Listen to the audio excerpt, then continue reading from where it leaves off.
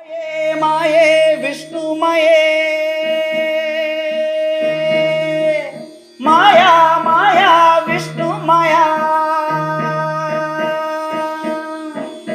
அண்ணா சுவாமி அழைக்கின்றாரே நம்ம அண்ணா சுவாமி அழைக்கின்றாரே. மாயன் மயம் ஆன்மீக அன்பர்களுக்கு எல்லாருடைய அன்பான ஆசீர்வாதத்தை தெரிவித்துக் கொள்கிறேன். மாயன் மயம் உங்கள் நலன் பொருட்டே இறையருளாலும் குரு உருளாலும் மாயன் மயல தொடர்ந்து ஒவ்வொரு தமிழ் மாத பலன்களை எல்லாம் சொல்லி வருகிறேன். அந்த வகையில மாயன் மயனை நீங்க தொடர்ந்து சப்ஸ்கிரைப் பண்ணி ஆதரவு தர்றீங்க.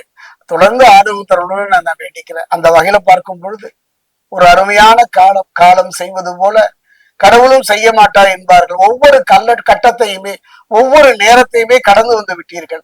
கடலில் தத்தி அளித்த மனிதனுக்கு கலங்கரை விளக்கம் தெரிவது போல கிட்டத்தட்ட பாத்தீங்கன்னா ஜென்ம சனி பாத சனி என்று சனி பகவானுடைய ஒவ்வொரு நிலையும் கடந்து வந்து விட்டீர்கள்.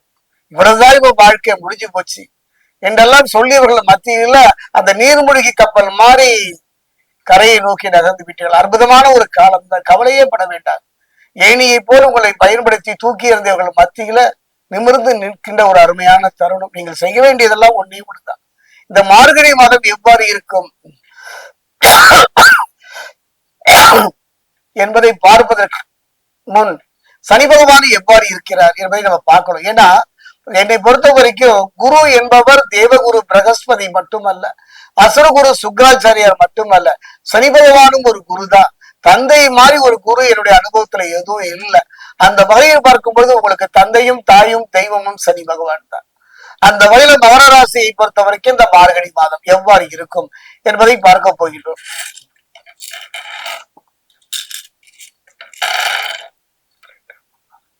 மகர ராசி இருக்கக்கூடிய உத்திராடம் 2, 3, 4, மகர ராசி இருக்கக்கூடிய திருவோணம்,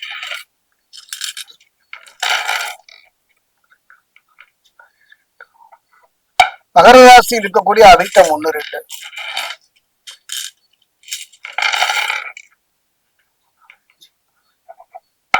மகர ராசியை பொறுத்த வரைக்கும் இந்த மார்கழி மாதத்துல குரு ஒருவர் தான். குரு ஒருவரை தவிர மற்றவரெல்லாம் அற்புதமான ஒரு யோக பலனை தருகின்றார். குரு பகவானை பொறுத்த வரைக்கும் இப்ப வக்ர கதியில இருக்கின்றார். காரணம் என்னன்னா குரு பகவானை பொறுத்த வரைக்கும் மிதுனத்தில இருந்து கடகத்தில் இருக்கின்றார்கள். 1, 2, 3, 4, 5, 6, 7ஆம் பார்வை மகரத்தை பார்த்தாலும் கூட இந்த 6ல குருன்னு சொல்லுவாங்க. இந்த 6ல குரு பாத்தீங்கன்னா ஜீவ நதியும் வற்றி போகும் என்று சொல்வார்கள். ஜீவ நதியே வற்றி போகின்ற ஒரு நிலையை தரும்.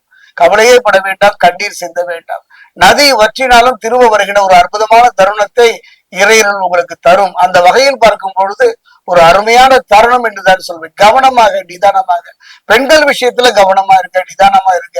அதே நேரத்தில் தெய்வ சக்தி உங்களுக்கு அரண் போல துணை இருப்பதனால பயம் வேண்டாம். குறிப்பா பாத்தீங்கன்னா சனி பகவானை பொறுத்த வரைக்கும் ராசிக்கு 3ஆம் இடத்துல சஞ்சரிப்பதனால ஒரு நல்ல வேலை வாய்ப்புகளை உருவாக்குவார். குறிப்பா பாத்தீங்கன்னா அரசு சார்ந்த வேலைகள் கிடைப்பதற்கான ஒரு அருமையான தருணத்தை சனி பகவான் தருகின்றார் மகர ராசிக்கு. அதே நேரம் பாத்தீங்கன்னா நோய் நொடிகள் வம்பு வழக்குகள் விலகுகின்ற ஒரு காலமாகவும் இது அமையும். பணவரவுகள் உண்டாகும். பல வழியிலும் பணம் வரவுகள் வருவதற்கான நல்ல சந்தர்ப்ப சூழ்நிலையும் இந்த காலகட்டத்துல மார்கழி மாதத்துல மகர ராசிக்கு அமையும். ஆத்மகாரகன் பிதுர்காரகன் என்று சொல்லக்கூடிய சூரியன் பலம் பெற்று, இதுவரைக்கும் சூரியன் பலம் பெற்று எந்த ஒரு யாரையும் கைவிட்டதில்லை. அப்படிப்பட்ட அந்த சூரியன் பலம் பெறுகின்றார். அந்த சூரியன் பலம் பெற்று 11ஆம் இடத்தில் சஞ்சாரம் பாத்தீங்கன்னா அரசு அனுகூலங்கள், நல்ல ஆதாயங்கள், இருவரை இருந்து பிரச்சனைகள் படிப்படியாக குறைகின்ற அற்புதமான சூழ்நிலைகளை சூரியன் பார்த்து கொள்வார். அதே நேரம் பாத்தீங்கன்னா ஒரு கலத்திரகாரகன் சுக்ரன், இவன் ஒருவன் தான். என்னுடைய அனுபவத்துல யாரு கைவிட்டாலும் எந்த காலத்திலையும் மகர ராசியை சுக்ரன் கைவிடுவதில்லை.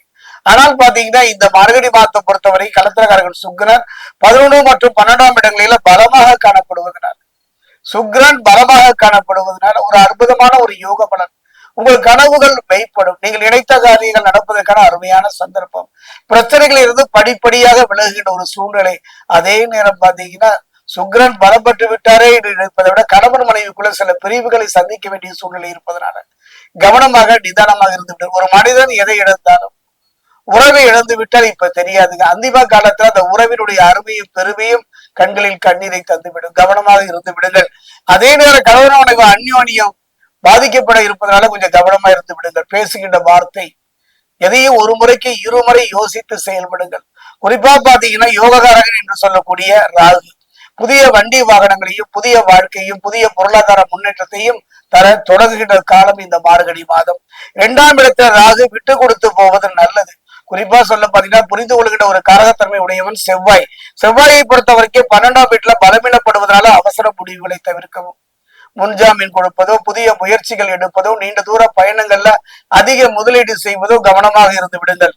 அதே நேரம் முன் கோபம் பின் விளைவுகளை ஏற்படுத்தும், கவனமாக இருந்து விடுங்கள். குறிப்பா பாத்தீங்கன்னா 6ஆம் இடத்துல குரு தொழில் முதலீடுகளை தவிர்க்கும். நான் சொன்னேன் அல்லவா, புதிய முயற்சிகளை இந்த மாதத்துல தவிர்த்து விடுவது நல்லது. காரணம் என்ன, செவ்வாய் பலம் இழந்து இருக்கின்றார். குருவும் பாத்தீங்கன்னா நற்பலனை தருவதற்கு தயங்குகின்றார். பலம் வாய்ந்த இந்த கிரண்டுகள் நமக்கு ஒத்துழையாத ஒரு காலகட்டம். அதே நேரம் பாத்தீங்கன்னா 6ஆம் இடத்துல குரு போய் பொறுத்த வரைக்கும் அவ்வளவு சிறப்பு இல்லை. அதான் சொன்னேன் அல்லவா, 6இல் குரு ஜீவனதியும் பற்றி போகும் என்று கவனமாக இருந்து விடுங்கள். அதே நேரம் பாத்தீங்கன்னா 8ஆம் பாவத்தில் பலவீனமாக இருப்பதால், யாரு, கேது 8ஆம் இடத்துல ஒரு பலவீனமா இருக்கின்றார் கேது. இப்படிப்பட்ட ஒரு காலகட்டத்தில் இருப்பதனால தந்தை மகனுக்குள்ள கருத்து வேறுபாடுகள், சில பிரிவுகள் ஏற்படக்கூடிய சூழ்நிலை இருப்பதனால கவனமாக இருந்து விடுங்கள். குறிப்பா சொல்ல போனீங்கன்னா குடும்பத்துல ஒரு நிம்மதியும் சந்தோஷத்தையும் தருவதற்கு ஒரே காரணம் கலத்திரகாரகன் சுக்கிரன் மட்டுமே. அதே நேரம் சனி பகவானை பொறுத்த வரைக்கும் இந்த காலகட்டத்துல பாத்தீங்கன்னா பாத சனியாக இருந்தவர் சனி பகவான் பக்ரமாகி சகாய சனியாக 11ஆம் இடத்திற்கு அவர் இருந்தார். இப்ப அந்த சகாய சனியானவர் திரும்பவும் பாத சனியாக வந்திருப்பதனால நீங்கள் எடுத்து வைக்கின்ற ஒவ்வொரு அடியும் ஒவ்வொரு செயலும் கவனமாக இருந்து விடுங்கள். பாத சனி திரும்பவும் ஒரு முறை சொல்கின்றேன், ராவணன் கதை நமக்கெல்லாம் தெரியும் அல்லவா. அந்த வகையில பார்க்கும்போது மன ரீதியா உடல் ரீதியா தவறான பாதையை நோக்கி செல்லாமல் பார்த்து கொள்ளுங்கள். என்றோ செய்த தவறுக்கு இன்று பதில் சொல்லக்கூடிய ஒரு காலமாக இருப்பதனால குறிப்பா சொல்ல போனோம்னா இந்த காலகட்டத்துல கவனமாக இருக்கணும். அசுரகுருவை பொறுத்த வரைக்கும் தேவகுருவுக்கு இடையான பலம் வாய்ந்தவர். அந்த வகையில பார்க்கும்போது தேவகுருவாகிய பிரகஸ்பதி 6இல் வந்து மிக கடுமையான சோதனைகளை தரக்கூடிய ஒரு காலகட்டத்தை சொல்லியேதான் தீரணும். ஒரு நெருப்புனா தொட்டால் சுடும் என்பார்கள், தொட்டுத்தான் பார்ப்பேன் அவர்களை பற்றியெல்லாம் கவலை இல்லை. உங்கள் மீது உள்ள ஒரு நம்பிக்கை, உங்கள் மீது உள்ள ஒரு அக்கறையின் காரணமாகத்தான் இதை சொல்கின்றேன். கவனமாக இருந்து விடுங்கள், நிதானமாக இருந்து விடுங்கள். அதே நேரத்துல தேவகுரு கொடுப்பதை கெடுபலனை தடுக்கின்ற சக்தி அசுரகுருவுக்கு உண்டு. அந்த வகையில் பார்க்கும்போது தலைக்கு வந்தது தலைப்பையோடு போகும் என்பதை போல கவலையே பட வேண்டாம். இந்த மார்கழி மாதம் ஒரு நல்ல மாற்றத்தையும் முன்னேற்றத்தையும் தரக்கூடிய ஒரு மாதமாக அமையும். என்னுடைய அனுபவத்துல இந்த பாதசனி காலத்துல இதுல மட்டும் கவனமா இருந்து விட்டாலே போதும், எதிர்காலம் அற்புதம். கடந்த கால இழப்புகளை எல்லாம் ஈடு செய்து எதிர்காலத்துல பயம் இல்லாமல் நிம்மதியாக வருகின்ற ஒரு காலமாகத்தான் இந்த மார்கழி மாதம் மகர ராசிக்கு அமைகின்றது. மகர ராசியை பொறுத்த வரைக்கும் ஒன்னே சொல்லிக்கிறேங்க, எத்தனையோ தெய்வங்கள் இருக்கலாம், எத்தனையோ கிரகங்கள் இருக்கலாம், எத்தனையோ மகான்கள் இருக்கலாம். இந்த ஒரு முறை நீங்கள் நரசிம்மரை வழிபட்டுத்தான் பாருங்களேன். நரசிம்மர் ஆலயம் சென்று நரசிம்மருக்கு அருகே இருக்கக்கூடிய தாயார் சன்னிதானத்துல ஒரு தேங்காயை வாங்கி 2ஆக உடைத்து நீரை வெளியேற்றி நெய் நிரப்பி தீபம் ஏற்றி மனம் முருக வழிபாடு பண்ணுங்க. அதே நேரம் ஒன்று சொல்லிக்கொள்ள ஆசை, மகர ராசியை பொறுத்த வரைக்கும் என்னுடைய அனுபவத்துல நல்ல யோக பலன் கிடைத்தும் கூட அதை முழுமையாக பலனை அனுபவிக்க முடியாத ஒரு சூழ்நிலை தானே. நீங்கள் செய்ய வேண்டியது இந்த மாதம் முழுவதுமே நரசிம்மருடைய வழிபாடு செய்து பாருங்கள். 3 பலம், தெய்வ பலம், தெய்வ பலம், மனோபலம், இந்த 3 பலமும் இழந்து நிற்கின்ற ஒரு சூழ்நிலையை குரு பகவான் தருகின்றார்.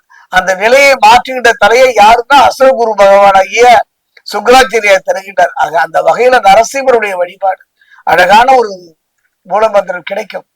அதாவது நரசிம்மருடைய மூலமந்திரம் உக்ரம் வீரம் மகாவிஷ்ணும் ஜுவலந்தம் சர்வதோ முகம் நிருசிம்மம் பீஷணம் பத்ரம் மிருத்யும் நமாமிகம் என்று சொல்லக்கூடிய அற்புதமான இந்த மந்திரத்தை தினமும் காலை ஒரு 21 தடவை, மாலை ஒரு 21 தடவை தொடர்ந்து மனமுருக பிரார்த்தனை செய்யுங்கள்.